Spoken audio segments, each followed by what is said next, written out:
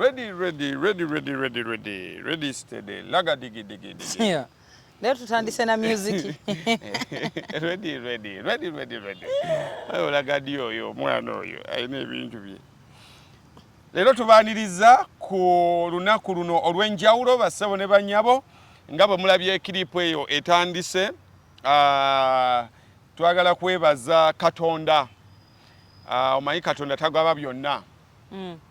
Katonda asobola okuwa onyumira mu busomino. Naye kye bayita Gomez kirala mukko. Nedda boss. Wuliriza. Tasanga mino Gomez tennyumira. Asinagamba ko nti njagala kwebaza Mukama nti gwe byonna bikunyumira. Abakyala muyinenge. Otandikirangawo. Bannange. Fabulamba fa abakyala telubaako ngero olugero amaze kunteeka mu state egamba nti kwebaza Mukama kunze. Nti byonna ne Gomez ekunyumidde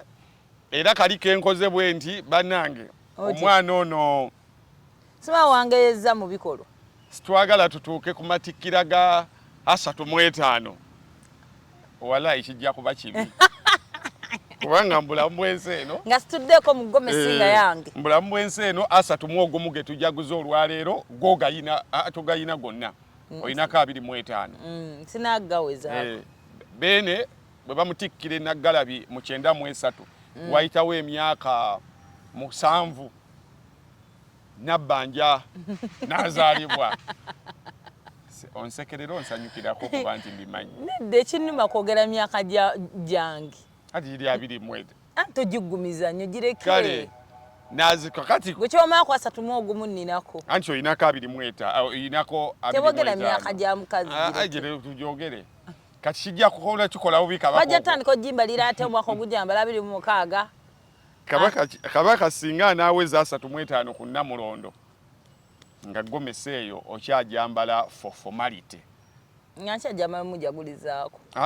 Ajja bayina abalala mujagulizaako. Waliwo abalala abajja upcoming bajaguza abajja. So tubadde tusaba so yenna okujaguza kwange nkulowoozeeko kukomi. Yes sebo. Oberenga oli mbakyala abajja okujaguza nga bajaguza dda. So tubasanyukiddeko nnyo leero tuli majaguza ag'emirundi ogwa31. Kantu kano bakayita Nana Herbal Mouthwash. Mwe bali kutuwagira nabo bagaye katujje tugezese oba abantu bamwe banaagula.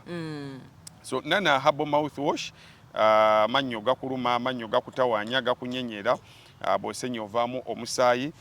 senyesa Nana Herbal Mouthwash olwanyise endwadde z'amannyo.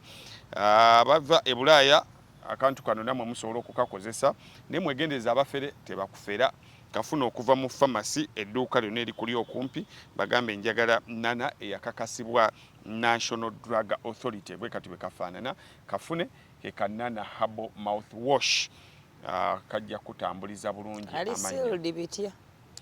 Generation yaffe maye tambulira ku ddagala ddala mu nsonga z'amannyo. Jjajja wange wali ewaka Busega. Amannyo ge ku myaka agenda mu 10 mu giijo. Amannyo ge gakyali kkiriya wala. Naye ffe omwana I had a very sinti no wakuliko ba dentist naye one time nali ndaga abantu ku TikTok akasenya. Kawa nonno. Kulaba sebo ngo tulaga akasenya kajje. Nze ekintu mannyo nze ate sibadde nnyo victim but I've been around people amannyo ge babonyaabonyeza. My friend Prim yalinnyako emergency ennyonyi n'agenda e Nairobi ng'olooza spending zano Uganda zimala e Nairobi just na spending amannyo gokka ngo ebya transport ebiri mu 15 million tozanyisa amannyo. Era neŋŋamba nze omwana owange sikusaaga simuzannyo waffe temuyingira biscuit mu nnyumba temuyingira sweet. Of course asobira ko kusomero wali birthday celebrations bichi kinayi naye yennyini akimanyi because erinyo terizanya fe generation ya fe bona because atefe twakoya ku mulembe gwa sweet ne biscuits kakati ngamba abantu bana abana mbewaze most especially ebintu ebiri sweet no it's part of growth omwana muleke owo kale kali owange tajja kulya because mu abantu bono sikuonona naye ba spending the sente kulinyo kati omuntu ajanaga ine ddagala eddungi bwe lityo lyosobola osenyesa nerikuyambako likozese nokula abantu bamwe ekibakuziza nga tebannakula mbazi nokuvaamu because wano twakwata ekitundu bantu bagamba eddagala lyerinnyo kulijjamu. Do you know what happens? No nga wagwamu naddala molars ezo ng'okola oti bw'obeera musajja ng'olina ekirevu baba bagenda okusala nkola ng'okiwagika nze nange wanzijjamuko erinnyo but ekintu ekimu kyensinga okwagala nfune ssente ngende bazeemu erinnyo lyange eryawano embaka sazigwamu oba tokyalina kyozza oba okaddiye so bwogamba muno olina jjajjawo ng'akyalina amannyo it is a blessing bayo okimanyi muno n'amannyo okulwalalwala it is hereditary family ebeerawo ng'etawanyizibwa amannyo era jjajjawo wabanga omanyi alina amannyo muli battabbo nnyo ewammwe ojja balaba nga jjajja yakaaba amannyo naddako nga batawanyizibwa amannyo temuzanyisa amannyo so bwetutyo bwetutandise leero njala mbe nga nze Nyanjule engeri gye wayambadde Gomesi saagala nnyo okukakalukanya njatuyana simanyi Gomesi eyo naye walayi no waliwo ebintu bye twenafuyamu ng'abantu ng'ekintu kiyangu nnyo olwaleero lumpadde challenge nti bulijjo sikiraba nga kyamakulu ngenda yiga bagamba tebajambala bagyesiba ngenda yiga okwesiba Gomesi olwaleero oba kineetagisa kgenda wa eyaginyambaza kansooke sokoleete mukyala eyatwambaza Gomesi eyagimpeereza mu butiti waliwo emyaka wootuuka nga modropu yo muyina kubaamu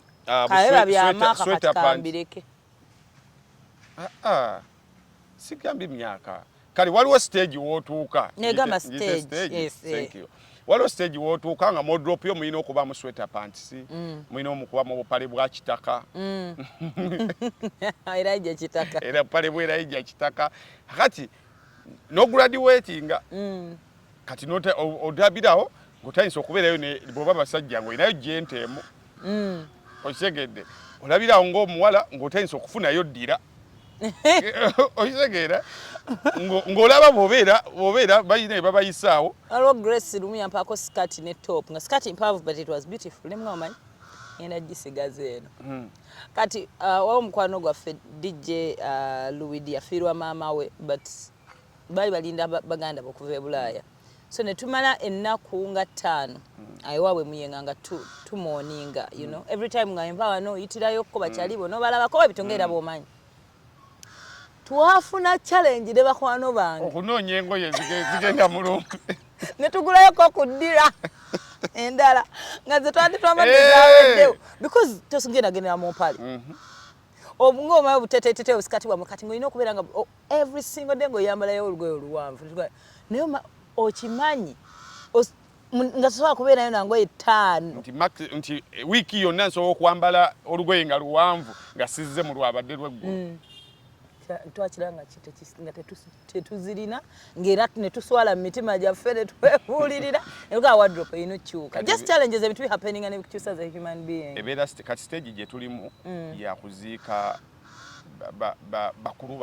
ba mikwano gyaffe bazadde ba mikwano gyaffe stage kati mwe tuli era buli muba mubuza gundi se twazika mama wa gundi se twazika tata wa gundi twatuzika mukulu wa gundi kati we tuli awo kakati waliwo stage nabadde wa mukyala Mpagi mama wange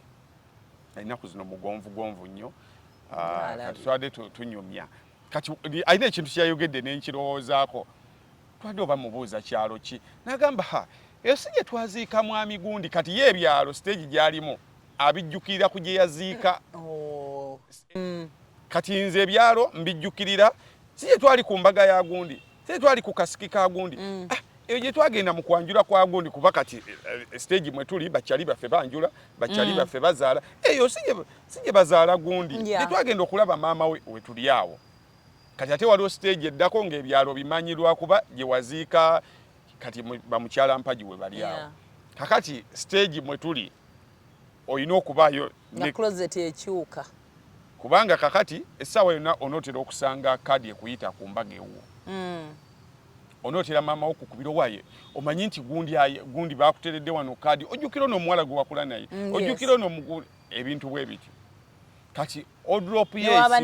mukulu munne naye ng'omwana agenda afumbirwa nga nje tugende ku mukolo gwa gundi nyinza kwanza omwana wa mukulu we munne simumanyi naye ne tugenda olwoli omukyala kuba naye akimanyi time egenda tuuka nga guli wuwe so kakati stage etuuka ojja ograduate ng'ofunayo ekanzu esooka n'ofunayo ey'okubiri kati ekivaamu noga bakyalibo n'ofunayo ey'ekisiraamu ogenda okulaba nga bigenda biwera mpola mpola ogenda okulaba nga jini zigenda zikendera mu ngoye zo zigenda zikendera ogenda okulaba nga wobeera batayinza okugamba oyo yenna omuntu omukulu nakola kino kati kasita batuuka mukazi otuuka mu eyo stage nga bakurifaringako ng'omuntu omukulu ku TikTok okwo kuliko abaana abasajja abaana beezinyazinya and it is okay okala ne ka video ne kaggwako ne kaggwayo nga kaana keezinyazinya okalaba ne waliwo video gy'ogwako enogana ye ono twata waani yes ono maama waani ono nga ayina ebintu byezinyazinya mbandi yawo nakunyumiza nga we twali ku mbaga ya Natalia kati nga ntadde video ku TikTok mbandi yawo nga mami wampereza voice note bana nga mwanyumye naye nga sinabitekako ku WhatsApp status nga mwanyumye bane nabalabye nendaba Jasmine bambi nanyumiza nengamba ye nemugamba ani yakugambye nabadde kuba sometimes things happen nebimunyumiza later on kwana sinabitika ku status kasanga yatulabye natangamba nti waliwo yamugaye nemugamba wabijjewa nabire ku TikTok allo nasokera ku muganda wange muto nemakali nemwagwe gwatadde mami ku TikTok nze siyeze sinana kugendayo kigogwa nenjukira waliwo kazini wange nga gyali nemugagwe mimu kwate simya mami gye mangu TikTok tokiddanga mutobuza ku TikTok owesiruwaza ati before you know nga mukazi watalinako yerecordings omugwako eyo nga tabimanyi nno ate nno ebintu ekibi ky'ebintu ebyo si gwasooka omugwako omukwano gwe yamukuweereza mukazi wattu jukira ye aba anyiga bibye omanyi kati ezo app onyiga wano tomanyi nno noga kino kyekize kugira kulika kati nonyiganyiga kumba ogenze waliwe we recording waliwo kali kaniskange ko keegeziwaza kali nzemu ajeje atukoleyo ka video ze nabira mu simu ya mami olosa kyali na bwomu alina watuddawo agenda olaba yeeraba kati ye nalowooza mukazi wattu alabanga bolaba mu ndabirwa munaga weka neekoleko kaneetereza kummalirayo iba hafinga tangamba nga bannange nanyiga lekagenda nolyoka olaba ettabu ku kyalo bannaye muneke natabukira kazino nebagamba mwena temukiddanga mami muleke oba abeera ku WhatsApp abeera ku WhatsApp bisigadde mumulwaki mumuteeka ku social media leka nokuleka bwana muteeke weteeka abazadde mubateekeko omugulidde smartphone naye tomukkiriza downloadinga kintu nekyo newabeera yasoma some really understand these things asobola kale tebabitegeera nnyo but asobola okulaba apps n'agamba kakati eno nayo njeetaaga but control them. There are parents bambi batuwuliriza social media is too harsh for our parents to be involved. It is too harsh nga bw'otayagala mwana wo equally kugibeerako nti ajja kubeera tulinda right period agigendeko ng'akuze ng'asobola okulwanyira yetwaleyo so bazadde baffe mwana nze bavuma abazadde b'abantu abo nempulira nga obulamu bwagala kunzita kati olwo wabeera wange so try as much as you can muba controlling bajja bawuliriza ali bazadde bammwe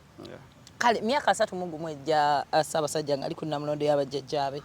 myaka 31 bingi ebibaddewo mu myaka 31 fe abasoma ebyafaayo kino gwe bw'olaba abantu bakijjanjawaza kisobola olaba ng'ekitalina makulu naye bw'oba osomye ku byafaayo engeri y'Obwakabaka gye bwayambangamu abantu okuviira ddala ku kubawa identity waliwo rediyo gye mbadde mpuliriza ku makya Omunyankola akubye to be specific ebadde KFM Brian Mulondo ku makya Omunyankola akubye n'agamba ndaba Abaganda engeri gye basuuta kabaka waabwe nengamba kale naffe singa tulina omugabe ng'olaba abulamu sense of identity tebalina kintu kibagatta away from kino kye tubagatiramu nti be bali mu gavumenti ate abamu kibaluma kubanga bo bagamba abali mu gavumenti balala ebyo tebitukwatako naffe eno waliyo Abanyankola ababonaabona temututeeka mu KGM ng'olaba they don't want to associate with the government abamu naye kati ffe wano oba oyagala oba toyagala olina okuba Omuganda kakati abantu 1966 that sense of identity yabula Obote bwajja n'asalako olubiri kabaka awaŋŋanguse afudde Amini azaawo kamba Abaganda ne basasikira ebintu bingi nnyo wano woolaba wano yafuuka nkambi y'amagye era bwe nzija okukola wano CBS yali ekyali mabega woolaba mu Bulange kati wansi eyo ewali newsroom waliwo godown wansi eyo kati ng'abaana bagamba bw'ojja ennyeno bw'abakera ennyeno wansi wabaayo emizimu bw'Amini eno yabalinga battirayo bantu so ebintu bingi ebyatwalibwa ng'ogasseeko buno Bulange so identity eyo bwebula okuva mu 1966 ka 1993 okuva awo imagine abaaliwo mu 66 paka 93 bwe biba byakusanga oli muvubuka wali otandise okukula otandise okubeera omusajja omukulu kakati ye generation eyali efeedinga awe to give birth to we okisegedde ko bazadde baffe bonna bwaba teyazaalibwa mu gyenkaaga yazaalibwa mu gyensanvu bwaba teyazaalibwa mu gyensanvu kale tasobola kuba wa kinaana abamuto bansanvu abasinga bazadde baffe kakati be baali abavubuka lulingo obwakabaka bugenda kakati be bazaala ffe kakati imagine ffe tuba kuzaalibwa ne tuyingira generation eno ng'obwakabaka tebuliiwo olaba weebuli naye era twagolinga olw'ebintu ebitusika ebingi okubusaamu ekitiibwa n'okubumanya kati imagine singa waali totale tebuliiwo nga bolaba nti kati abanyankole omugabe abaana abanyankole essaawa zino osobola babuuza omugabe nga tebabitegeera tebabimanyiddeeko ddala so ffe ate twandibulidde ddala nnyo kuba twandibadde tetulina history kwe tujjukira tetulina kye twalaba nga tetuliiwo totale baaligenza okutuleetera kabaka tugeze nga bamutuleetedde ffe tufeezingaawe bapikiki bajje kate bo baaligambye kati aba atugamba ki because osana ffe tulina kyabagamba as parents kisegedde kati 93 ffe yatuzaala buto nti Mukama n'atuyamba nti bakadde baffe bali in the middle of their age tandika butandisa abaazaalibwa mu 85 the generation is yonna the millennials ne tufuna kati ffe tuli mu kusindika mu generation yeno kati eddako gye bayita generation Z so that sense of identity tugyenyumirizaamu nti kakati abaana obalaba nti balwana oli ne bw'aba avudde kuno n'agenda Bulaaya balwana kati Mukama najja atuyamba nti generation yaffe ey'aba millennials okuba emabega wali creditinga nnyo Christopher Sebadduka waliwo abalala bangi abayimbira Obuganda ne Christopher Sebadduka oluyimba lwe paka nakati olwa Fedro nakulabye mama ku TikTok ng'okola challenge z'akadongo kamu neŋŋamba buli omu kyaŋŋamba waliwo ne va ku guy ya comment nzoyadde guy someone called me wow naŋŋamba why muwambye nga oyonoonye mwana waffe koze ani gwe nyonoonye actually n'okugendayo omuntu yamaze kunkubira owe hafi atudde mu kadongo kamu ne mga kisoboka hafi alina kutuula mu jeyizi owejeyizi oyo wejjanzi muleke nagenza okukeberayo maama ng'otandise oluleso oluyimba walwadde okolimirani twalwanyisa ate watudde mu luyimba lw'ensinga okwa actually that part kati nange waliwo omuwala gwe nnalaba omanyi nga wona obavuga kati nga dola aka TikTok kati surprisingly nga bwenvuga naye nga akayimba we ka replaying nga mpuyabuulizi information and it made a lot of sense to me part yeyo it is so educated ne kala ne ngamba nja kayimba twalwanyisa bulwanyansi feke nyini kwebuulirira nakulabi ne ngamba why system manjayo weka sanje manjayo nga tuvudde wano so that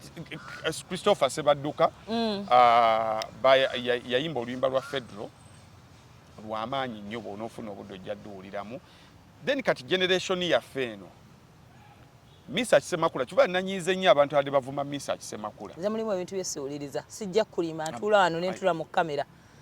obedda mpulya gwe Misa ki nga nscrollinga omenze kwefu nze mbirivinga nti abantu batulumya tulumizibwa but singa tuyiga nnyo okugezaako okuteekawo ekisenge. I am not hurt by whoever abused me such because I didn't listen to anything. I tried. Nze muno mwe collectingira information. Era ne waligirese wana emboozi wali badde otulya sina kye mmanyi. Research mu bantu abagala kabaka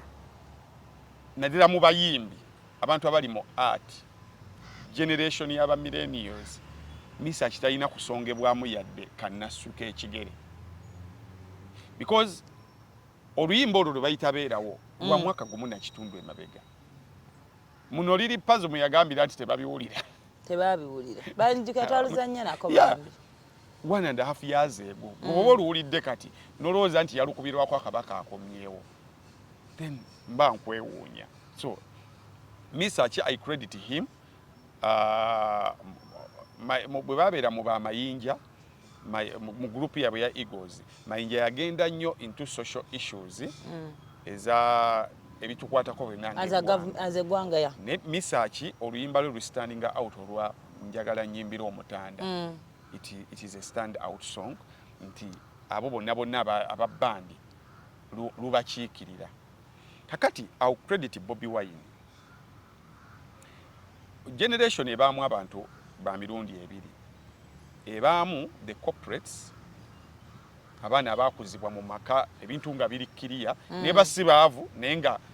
birikkiriya kati be ba research kakati wabeerayo aboku street the gangsters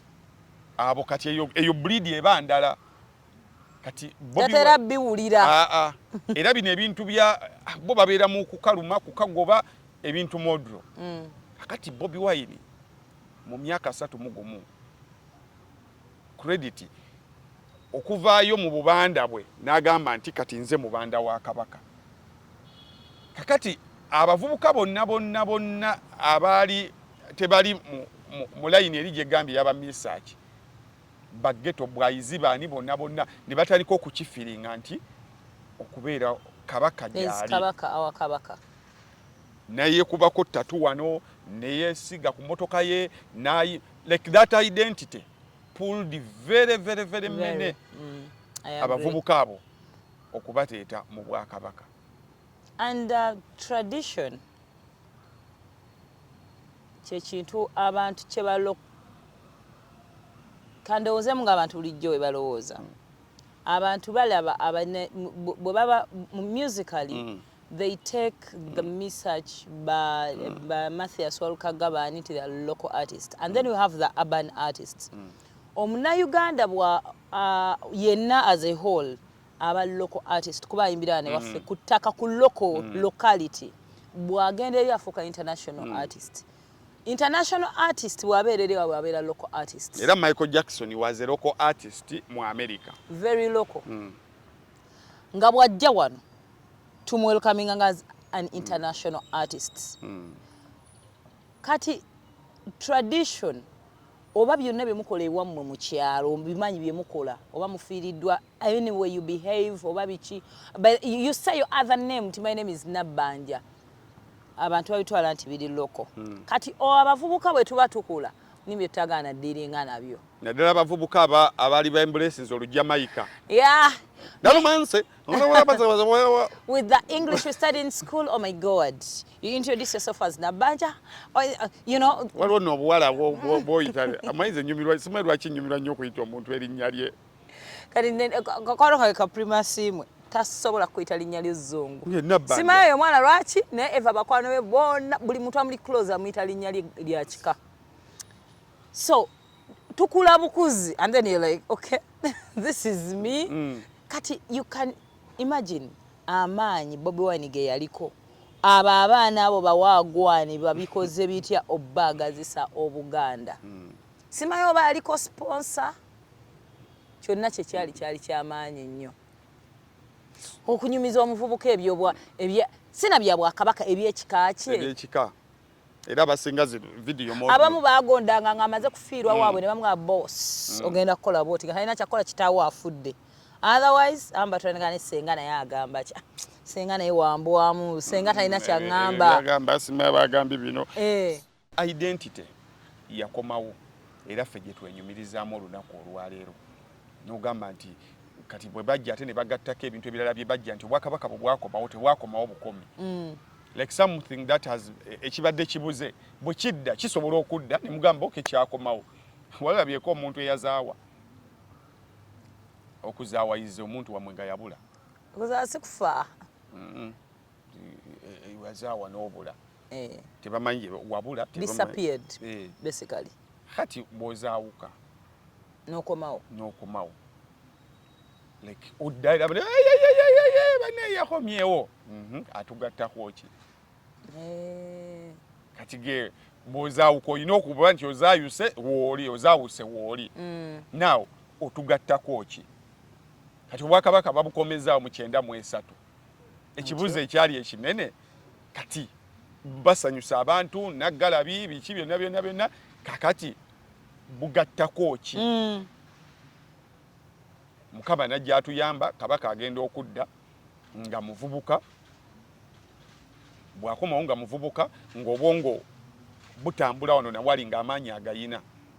kakati ali najja afuna abantu abaaliwo ne bamwegattako kakati tuli mu kweyagala ne basooka bazzaawo embuga ne bazzaawo buli kimu ebintu ebisinga ne bidda baziyita batya obukulembeze ne buddawo nga bwe bwali okuva ku kabaka paka wansi ku mutongole era essaawa zino buli kimu weekiri era gavumenti eno ne bamala gamba nti nga bwe tugamba nti Buganda ggwanga gavumenti weeri okuviira ddala kwagikulembera paka wansi kati ne tubuuza nti abakulembeze bagattako ki be muyinawo ne tutandikira mu kulima otherwise uli embeera yali mbi nnyo tutandikira mu kulima ne tutandikira mu buyonjo ne tugenda mu byobulamu ne tugenda mu byempuliziganya radio neddawo ne tugenda mu kusoma abaana basoma ne tugenda mu bintu bingi nnyo essaawa zino kati levo kwe tuli tuba kubanga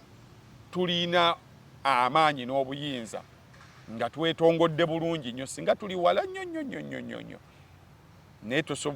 bw'oba odduka nga oddukira ku mmotoka ya muntu wali odabyeko abantu abadduka nga ali ku pick up kwaddukira oddukira ku speedi ya kuvuga kuba yalina amaanyi n'obuyinza buno wana bw'ovuga skates bweyimirira taxi nga nabo bweyimirira so kakati osobola okuba nti otudde munda bakuvuga n'ogugubira n'ogamba nze njagala wano naye aweta bwaweta naawe olina okwewunzika so ye limitation yokka gye tukyalina but otherwise mu myaka 31 identity weeri ng'ovudde ku identity kituyambyeko okupreservinga ebyaffe nti tulwanye kale waliwo ebituyingiddemu bingi naye tulwanye nnyo mulimu ennimi ezigenda zibulira ddala waliwo obuwangwa bugenda bubula ng'abantu bakugamba wali abantu abaggwanga bwe riti naye nga nabo bennyini tebakyamanyiwa we bagwa tebamanyiwa tebasobola ne identify themselves naye kati ffe emyaka gino 31 ate si tugezezzaako tumanyi bwe tugwa we can identify nti olulimi Oluganda tukyalulwanyisa okubeerawo mu mulembe guno okulwanyisa olulimi lwo ne lusigalawo luli ne ku Google kwe luli bw'oba oyagala okumanya obukulu bwalwo genda onoonye aba Red Indians baabula bweti America we yasaanawo baabula tebalina we basangibwa ne literally bali mu byafaayo nekyava kuba nti bayingira ekipooli n'abakipooli ne babalwanyisa paka lwe baagwa kakati ekyo kimu then growth on a personal levels Abaganda on a personal level mu myaka 31 saagala ogateko limitations ze tuyina njala kusigira ekifaananyi mu busobozi obubaddewo butonotono nti on personal levels tuyinawo kunkulaakulana etali nti tusolooza omusolo naye bw'ogenda mu mbeera zaffe kati ez'ebyenfuna ate situgezezzaako nti kati bw'otunuya CBS batandikawo nsindikanjake waliwo projects nyingi nnyo ezikulaakulanya omuntu ssekinnoomu ng'ovudde ku zino eziri commune amalwaliro ge baatubuulidde naye omuntu ssekinnoomu tubabuulira wano emmwanyi tubabuulira emirimu kati ffe ng'abantu ssekinnoomu wano we tuli tweweerako ekizampo nti at least tulina platforms nga CBS ne BBS ne platforms endala eziweereddwa abantu abalala mu bukulembeze obw'enjawulo. Jjo twabadde mu mipiira gya ebitongole by'Obwakabaka ng'olaba waliwo aba Buganda Nkerettanyi, tulina Namulondo, tulina abavunaanyizibwa ku butale bwa Kabaka, tulina CBS, tulina BBS, tulina ebitongole bingi ebirina mulimu abantu abakolamu and they are paid. Katikkiro ono ekintu kyeyayogera siri kyerabira bwe yali ajja yagamba omuntu asasulwe ne bw'oba oli mu Bwakabaka asasulwa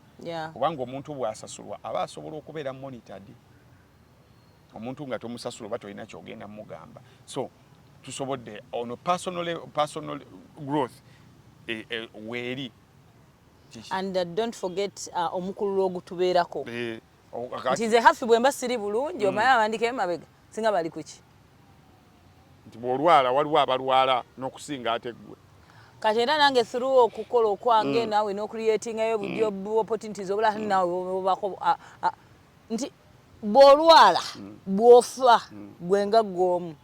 baba bafiira kugoberanga oba bamanyi buli omu amanyi abamuyimiriddeko eyo emabega. So it's not even about personal. Then tulina abantu abali mu diaspora abaali baabula mu myaka giri gy'eggambye. Abantu bangi abaabula wakati awo abaawaŋŋanguka ne bagenda the financial refugees, spiritual refugees ne bagenda ne baba nga tebakyasobola ku identifyinga naye mu myaka gino 31 bw'otunya kati naddala guno omulembe gwe baatukwasa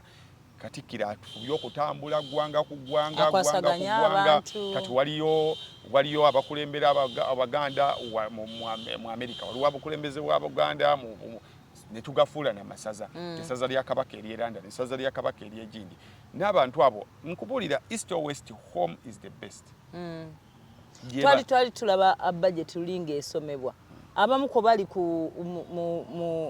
hierarchy tebali na muno naye nga bali ku Zoom meeting nga bali ebulaya bali mirimu gyabwe naye nga bakulembeze mu Bwakabaka ne basooka nga bajoyininga budget reading. Ovudde ku ekyo inclusiveness okuba nti buli muntu yenyigiramu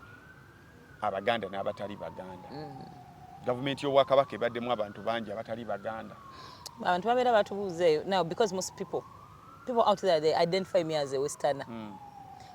Gwafuna otya omulimu gwe mu Bwakabaka gwe kati ne mbabulira amazima n'akazi nyinza okuba ndi Muganda what you do not know but mmanyi benkola nabo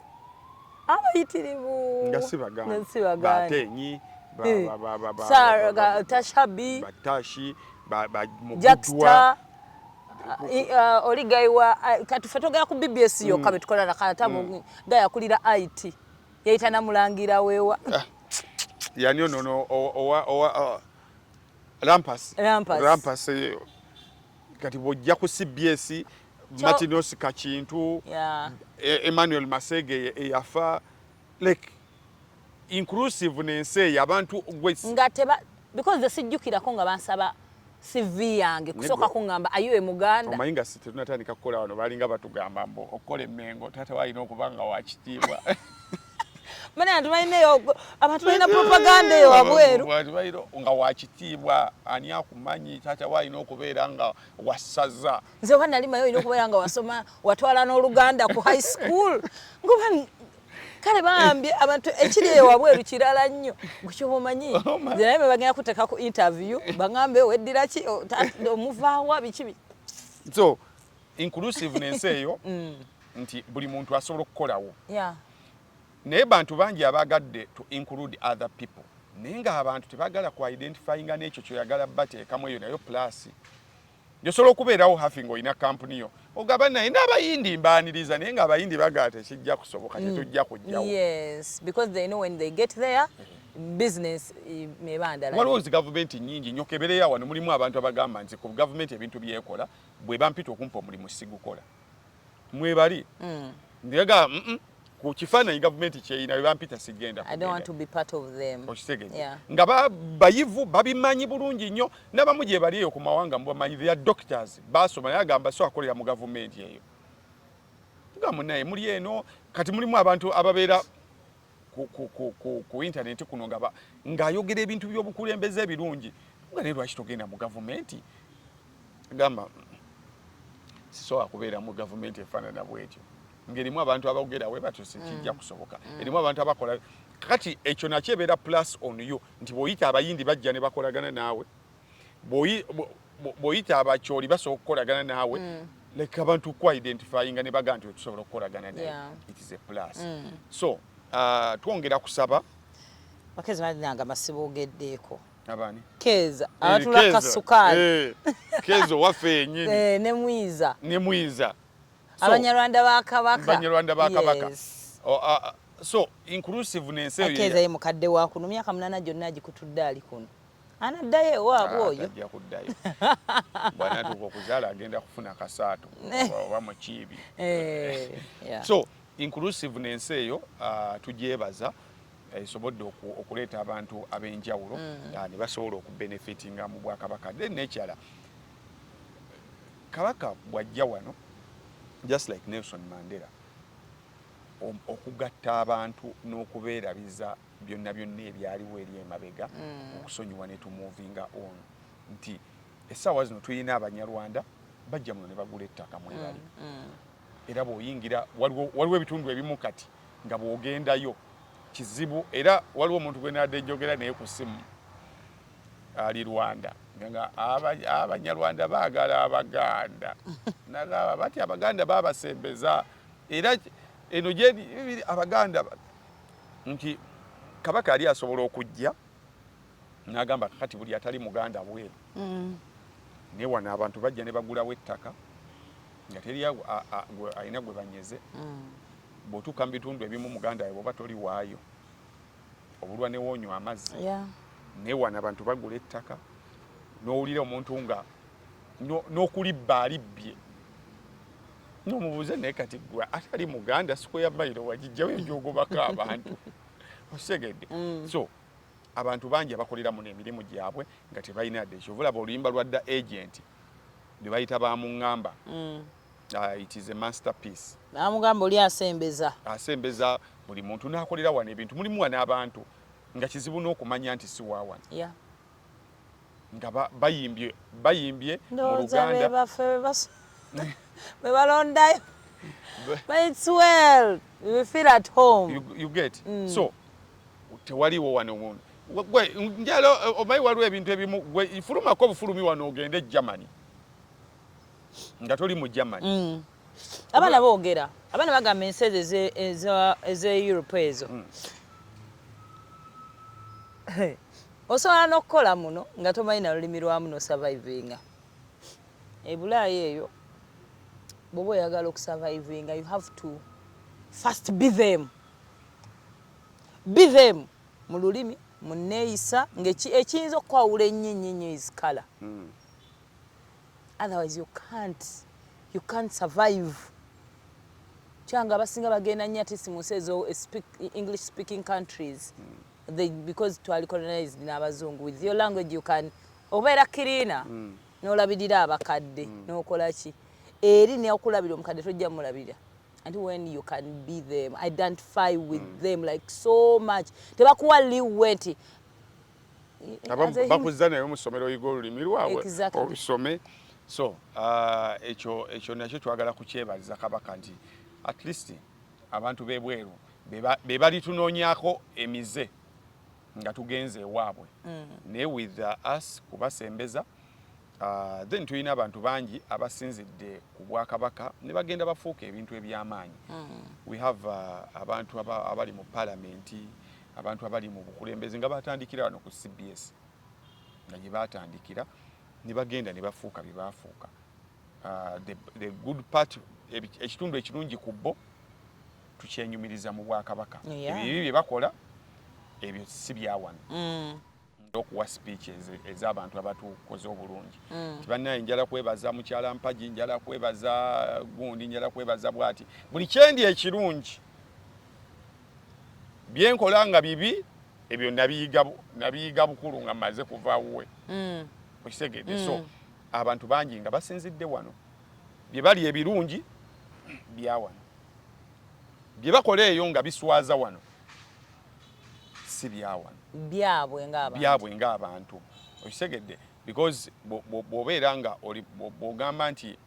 oli musiraamu era obusiraamu bwe bukuyoze era oli musiraamu nnyo sinza buli kirungi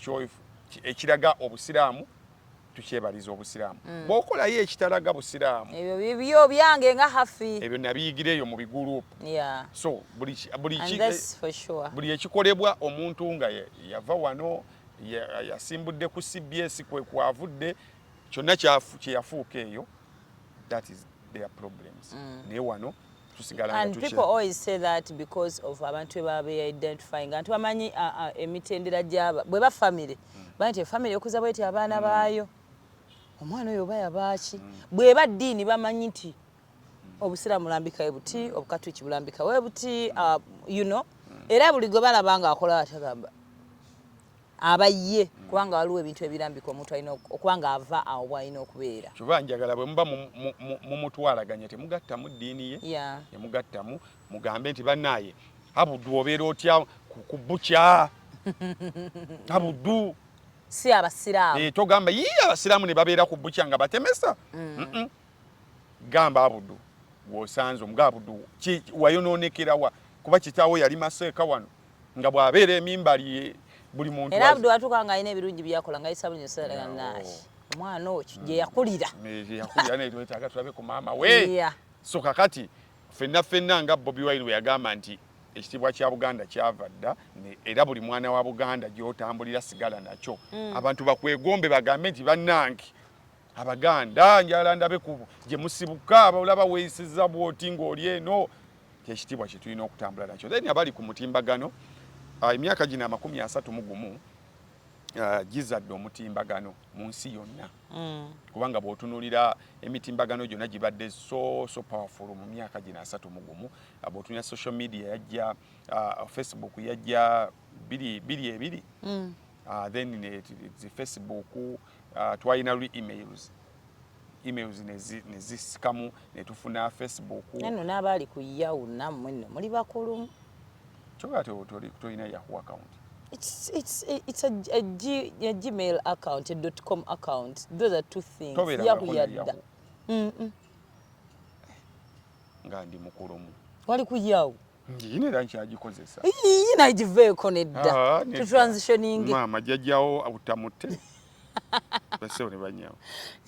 Gujjajjawo jjajjawo njina Yahoo yange. Nagigulirawo njiweererezaako emails. Nagigulirawo na nateete nali mu senior 4 mu vaaka nenzigulawo Yahoo. Waka go ayonooneka amangu.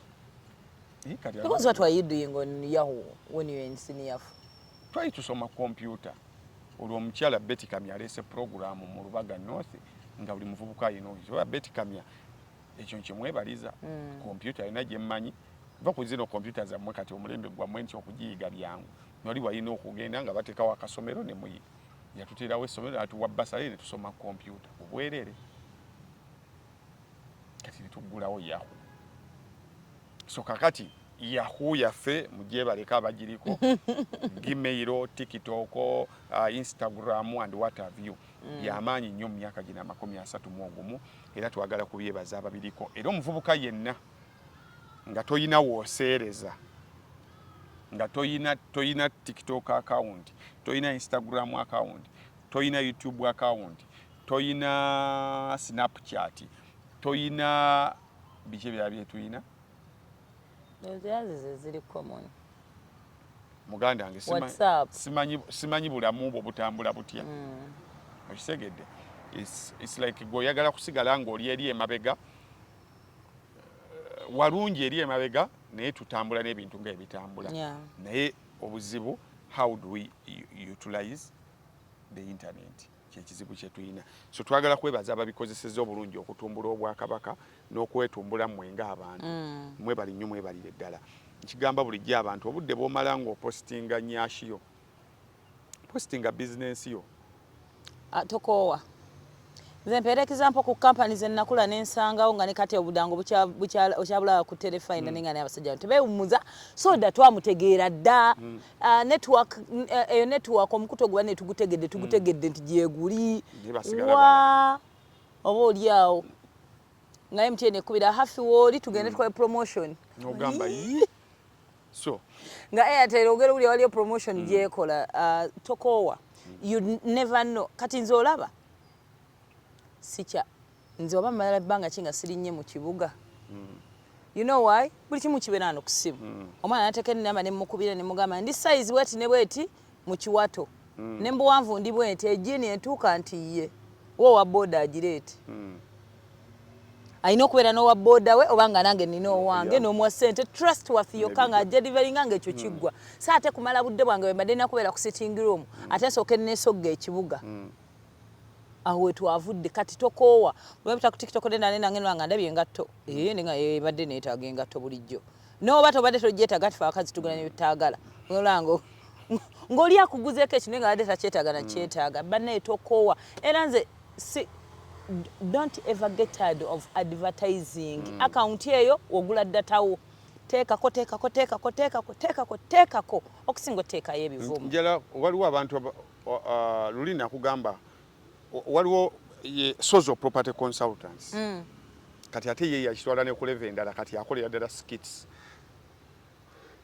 ziranga ebintu byebyo byatunda ebintu ebikadde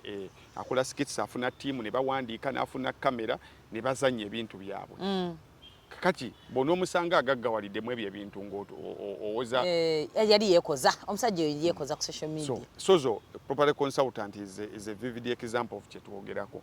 so gwe ebbanga lyomala ng'oyiiya ekivumo ekipya eggulo nadde tugenda kukola kivulu kya mudra namugaya atuwe ssente njazireeta ano mukama wange so we had a meeting of course social media and media houses okulanga netumenya social media platforms zetwagala okukozesa yadde n'oyo omwana eyakola kali kagoni yali advertisingira gayi w'ekyambogo gundi baluunywa nga gwali naye ne mugamba nze tiktok eyo njiraba nnyo but tiktokers nga bo sibamanyi nnyo so I think onajja ku identifyingayo besobola okukola nabo no one agenda kuwa mulimu gwe omulangire ng'obadde owemulanga ku gundiyo ng'ovuma abantu era gye namusosa ne muga tuleeta ano bantu bawemuza aba tiktok tugenda alanga business we need sponsors that value the brand ne brand yaffe obutagiga we don't want mudra to be associated n'omuntu eyali awemula singa mbeera mpemula ku social media and I work with him bajagamba naye muki kyekimu naye muwemuzi and I made it clear agenda londayo balaba nga balina numbers ate nga n'obadde advertising mulimu gwo naye ng'olina numbers ate nga you're disciplined ng'erinnya clean period so you people work towards that abaana bakola abaana bali omubalaba abo beezinyazinya banafuna sente zaabwe okusinga ate agende ku kyeyo era kyekyo kyetweyatwogera wano gavumenti esse data tukole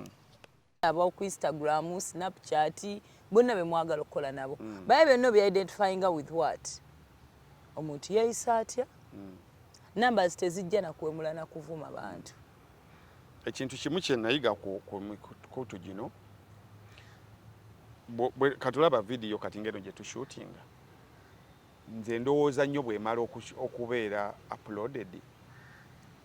how is it going to impact people kuba nze nyinza obutaddamu giraba because nze njogedde naye njamanyi notula butuzi neŋŋamba nakoma laba eri ng'olonfunye obudde nendaba ku reactions z'abantu naye wali weebuzayo abantu abamu mukola ka vidiyo kaddakiika 3 n'okatya ne kagenda naye gwomanyi vidiyo eyo kyekola abantu vidiyo ezo zireetera omuntu okuzi-influencinga abantu in different ways example yinza okuwa omwana omu bw'ati plan B influencinze endowooza y'abantu towards single mothers ne batandika okuyomba ne bezeno ne bezeri ninga ye aleeta ndowooza ye yayinza okuba yayogera bwogeza alowooza just kwogera kunyumisaamu but she's impacting people's lives ayogera n'abasajja ayogera n'abakazi so buli lwojja ku mutimbagalo toyogeramu bwogezi yogera to inform to entertain and educate kakati level bagisa portions ozigaba kusinzira ku kiggwe ekigendererwakyo. Tini whatever you going to do bw'obeera entertainment ebeere informative ng'ate eri educative but still esigale ng'eri entertaining. Bw'obeera education yebeere entertaining ng'eri informative naye nga osigadde you one educator. Bw'obeera ng'oli information yo gigabe mu ngeri endi entertaining ng'ate eri educating. Kebebere masomero tekyaliyo masomero ge bajja teacher najja good morning class where are we ugalaba nago kati bagattamu budusi teacher nasomesa math naye ngolaba na chango wa geography ole mzaja atali yogera luzungu lutufu sent no broken english nenga yogera direct english naye nga that was the most entertaining ngera tatuchiwa nga yogera lwali puzzle yayogedde nga ayogere exactly togenda duandika mpepa naye yero abasomesezamu ate nga yali dose that means yali very educative nga kyayogera naye nga yafuna engeri gyasomesaamu abaana be naye gwe nga tunyumirwa kirasi ye agenda kujogera direct english abanga ayogera oluganda mu luzungu naye nga mugenda vanga buli omu kyasomeseza kitegeera. So nawe ali ku mutimbagano myaka 3 mu ogumu naye kakati gwazze nawe mula nokola video dakika 3 engaziwe mula what are you informing what are you communicating achi. So let's communicate facts. Bintu byotagenda kwejjusa after then there's that. Other years. So as you know, you may be 20 years. In the next 10 years, you will be 30. Then ntera okuwa ekyokulabirako ola Facebook abamu twagigendako ddako. Aba 2000 and something you can't relate. Naye tugenda ffe kennyini twenyumiza ne bakyali bange. When you get time kuba ebimu byadda. No scrollingako abagigendako edda mugendeeyo kati. No scrollingako n'otuna akafaananyi kewateekayo ne caption gyewateekako n'olyango oswadde mu mutima. Nogane kati. Nali oba ndi kuki no kadeliting but that was nga tekyali tekivuma but ka caption yake kakitonyo kati sawa zino sitosobola kubanga gwe yali alowooza bwotyo oba n'engeri gye wali opozinzeemu nogane bannange obuto nabwo bwaffala nogenda n'okadeliting but imagine something singa kyalikawo impact. So we grew up finally ndoza twogere ku David Lutalo nga tumaliriza wiki gye tulimu ye bagise strike week bafaiza bavuddeyo eggulo faiza waliwo gayi gwe bamye bail bangambye byabadde bya mabaluwa ebiri ku mpapula tebikwatagana na wabeera ne bajjamuwa waliwo nasomye emyaka 4 nzijukira kaali kamake twakola nga tugamba na jeniza abako wakoma mireni yako ebizibu by'ensene naffe nabitutwaliramu ate wawulidde gwe basibye ng'alina ebitu mukazi musajja teyadde Hermaphrodite yabadde bano omanyi abantu balimu ebika kyova olabanga kigambo LBT kyeyongerayo ezenyukuta zeeyongerako bagenda beefoominga ero erina kyestandinga. I don't want to teach people here. Sometimes when you speak about something but you're literally communicating so etuuka paka ku Q because ebitya kati ono ye agwa muti the transgender tiyali musajja nayagala afuuka omukazi but not Hermaphrodite. Some people, this is reality, are born nga amaanyi ge ng'omusajja oba omukazi gali covered by ag'omukyala nga wazaalibwa nga hormones zo kati kangambe nganze omwana w'obuwala nga hormones zange what makes me to be a woman, things that are supposed to make me be a woman ziri empowered manya ez'abasajja nga zizo baparinga. I remember kusomera awo ana nasomera na St. Lawrence twalina some chick yali mu A level nga fe tuli mu O level ngali masculine nga bwe mumutunulira nga abaana b'okusomera mumulaba nga alinga omusajja nga she's too masculine yenna ina muscles yenna I don't know nga akwasa n'ekisa naye nga mwana wa buwala abamu bamera ebirevu nalina jjajjange nga ninga jjajja mukyala abamu just characters bichi kati abamu nga kana kala keisanga kalenzi bichi but mpola mpola environment mwabakulidde mu bagenda bamutoninga mpola bichi bamuzanga omwana owobuwala bwe mutamufaako kuba bwate waba yatondebwa kati oyo ye abamu bakula ne bakyeteekamu tubalabye sijja banga example ngazaliwa mulenzi yena agafuka omwala bayazaliwa mwala yena agamba me I want to be a boy abamu batuuka n'ogenda ku Caitlyn Jenner tata wa baba na Kardashian stepfather ye agamba ye agakubeera mukazi n'agenda but one thing that will never change are the private parts amabere basobola okugakuteekako ng'omanya abazungu we bakoze buli kimu ebirefu ne babistoping okula noweekoza byonna akabina basobola okukakwa the hips so what happens oyo kyeyagwako yatuuka ogenda mu prison abasirikale bamutulira nga balaba mukazi ne bamutwala ku female wing baba bali eyo bano kujjukira check-ups ziba medical check-ups ne abasirikale no nawo beewunza engeri gyanyonnyoddemu how they identified him but it's not a she but he didn't have a uterus he didn't have a vagina he didn't have a uterus not the food mwe batone bamuza ku male wing but bageze omuza ku male wing ngate aba male bagera muva nga balo tumwebera agene nsi abone nesena omaibo tuka mu male wing ngo ina amabere ne bambamo obo wedde bakyakulya kyabasa That he wanted to be a woman. Bring it on. So what? But now those are the things that are really confusing in Yonna Yonna. Yeah. So abasubuzi mu kibuga lero wensembeddeyo nga baggalawo President Museveni yalina basinkana lero still ebizibu yabikyali bya misolo and what have you. Ba medical interns nabo bakombye ku bekalakasize gulo butabawa gundi bagala kola bwa intern batandika okukola. Yesterday nalaba video ya David Lutalo yabadde ku after 5 nagamba yetayagala kumutawanya n'abasiru anangi mwetyo no love bwefa I have loved someone so much kyekyo sayimo kyatera okugamba abantu nti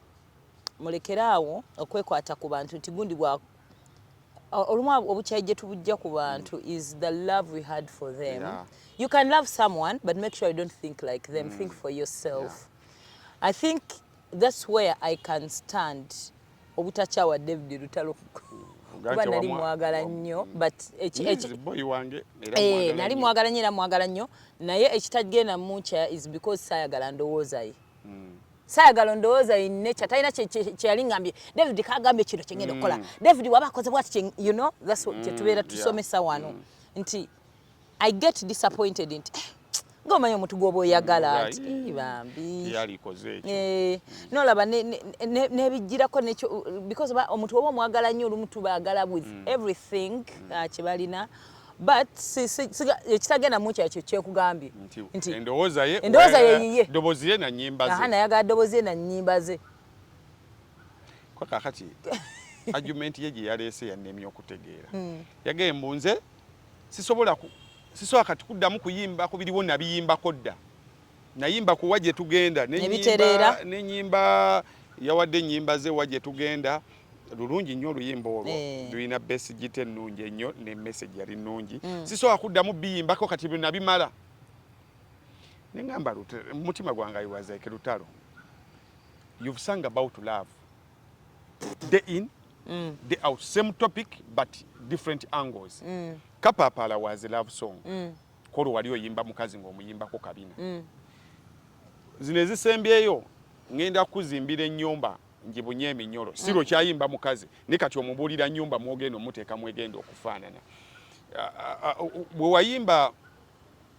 nakulaba lumu naye nasigalamu kakantu wali oyimba mukazi naye nga kwolwo omunnyonnyola tiwamulaba n'akusigalamu najja n'ayimba oluyimba lwange lwenjagala ennyo bambimanya nondekawo mba nsigadde mu bbanga bambimanya siro okyayimba mukazi kakati oli mu kumunnyonnyola so literally ennyimba zo zonna ez'omukwano ziyimba ekintu eki mukazi but you are attacking weyagamba muno nandikulese mu kyalo era Lutalo lwali ku mukazi nkuluno ng'oyimba nga bamukubyeko ani eyamukubbako nga gwoyimbako still same topic So you have almost 98% of your songs singing one thing. A woman. A woman. Love. Love. Newe wasembyeyo ono ye love commissioner. Love commissioner wayimbye ku topic eyabaddewo. Twabadde mu topic z'aba commissioner. Ebitaano ebine ebimeka kigambo commissioner nayo ga kijja tukolera. Ne bakigattako ebigambo ne kitambula. So what makes you think nti you cannot sing about corruption Again and again because bino bye twogerako bijja mu bulamu. Sinti no bichenjinze. Because we literally stop talking about something nga wabaddewo change. Oba two things. Either you like ekyo kyagaano tereera era nakyesonyiwa nakimala. Ng'abantu mu relationship bagamba ne musajja mugambyeko aganye. Cut two things ngenda mugambyeko aganye kati kansirike kamwesonyiwe. Ekyo ending up nga bantu bakoze ki baawukanye. Because you can't be quiet. Eri omuntu nga takyusa. Otuuka n'okoowa n'ogenda. Now bw'obanga kyo wayimbako tekyatereera oba kyagaana otereera, so you decide to keep quiet, and in your defense don't say that nakiyimbako gamba kale nabiyimbako ne bigaana otereera nembyesonyiwe gwanga sikolagana nabo nembesonyiwa. Yeah, but not in that defense nti nakiyimbako baawulira. Muddeyo muwulize biri ebikadde. Otherwise wali badde tofulumya nyimba za laavu mpya, twali badde ku nkadde wali we twali tulina okukoma. Atugana musajja ayimba kapapaala mwe nakomaawo mwe lukube kuba lwa mukwano luwaana omukazi nga bw'atiribiza. Kakati if you are singing about love day in day out in different angles, you can sing about theft in different angles. Waliwo obubbi nga buli ku kyalo, waliwo obubbi nga bwa ttaka, waliwo obubbi bulimu obwenjawulo. Buno obubbi bwe twogerako, so tusobola obwataakinga mu angles ez'enjawulo. Bobi Wine alina oluyimba baluyita ghetto. Bananyini nsi mwefudde abaleera lererere lwogera ku nfuga embi. Kati alinayo n'olw'ebibuuzo. Ebibuuzo bingi ansa ntono. Basically ayimba alinayo obululu tebutwawula still eyo government. Kati nga bw'otuulawo n'oyiiya ku topics because naawe oyimba ku topics. Uyagambye tayimba ku bintu bigwawo. Tamalaga. Era oyimba ku biriwo, that's why people identify with them. Oyimba biri mu society. Kati mu society temuli mukwano gwokka gwa mukazi na musajja mu buliri oba mu bbaala oba weeyavyo. Okitegedde nti what kitu yasimayi lwaki luli bwe wawanika ekivulu waddamu ebyo ate nera lwazzeemu era owanise ate era tuzzeemu ebyo. So mbagamba tujja kuddayo ku last remark yaffe gye twagamba luli, don't interrupt people are doing something. My dear Lutalo bambi. If you are not bwe muba nga bwe bali eyo waggulu mu federations yaabwe and what have you, boogere bye baagala ebintu byabwe. Whoever calls you out nti bannaye mu benefitinga mu bantu bano be musoloozamu, come and speak. Okuyimba n'okwogera nabyo bibiri bya njawulo. There are very many people abayimba ekintu nga tebakikkiririzaamu, but bw'ogatta eddoboozi ku luyimba lwo ate nakyo kikola nnyo amakulu. Kuba bulijjo bwe mumala okukola ennyimba ate mujja ne mukyala ku interview mwogerere ennyimba ezo. So literally osobola okuba nga wabiyimba naye okubyogerako kubipostingako tekiina kikikuggyako. Bw'oba tokipostinzeeko well and good, keep quiet. Don't interrupt abakikoze eki abakyogerako. So just as bw'wayimba fine, wayimba wajje tugenda, I agree it's a good song, but Sosola is a good song, byonna naye era Kapapala is a good song kuba tonnalujja mu playlist yo buli oba ogenda okuyimba tusobola kukola concert n'otalukola. So as other love songs. So Lutalo na mwena abalowooza bwe batyo tulye ewa, otherwise mujja tuyita ababi mugambe nti tubabuukira tubakuba n'ebiringa ebyo manyi bwe mugamba kati abo waliwo abasasudde entalo za ndongo. No, tewaliyo ntalo za ndongo eno lo anaza tena twesasira ne waliwo ne kale. I hope just ate tuwangane n'ekitiibwa we can, I don't know, anyway kasa tuli bantu bakulu fenna katwetunuulira amaaso tulabe wajje kiraga. Kale unless nga olina kyomaliriza nakyo. Just kubagamba enkya njagala kunoonya ku kanso munnamateeka njala anyinyonnyole ku bipapula bino ebyafulumiziddwa ebya Nuupu ebiriko auditor general n'ebiringa ebyo ebiraga simanyi accountability and what have you bajja bitunyonnyola wano tutegeere fakeness kuba waliwo abagamba waliwo sente ezibbibwa ekitebe kigamba sente si ntuufu ebiwandiiko bikyamu so let's enyinza obumunonyako enkya soko tujjukize ku mwa internet Katende Joseph ye Katende Joseph boy wange mumunonyeko akutereyo internet mu ssomero akutereyo internet mu ddwaliro akutere internet awaka akutere internet ku dduuka internet ene eri unlimited bw'osasula leero nga 31 oddamu kusasula nga 31 omwezi ogujja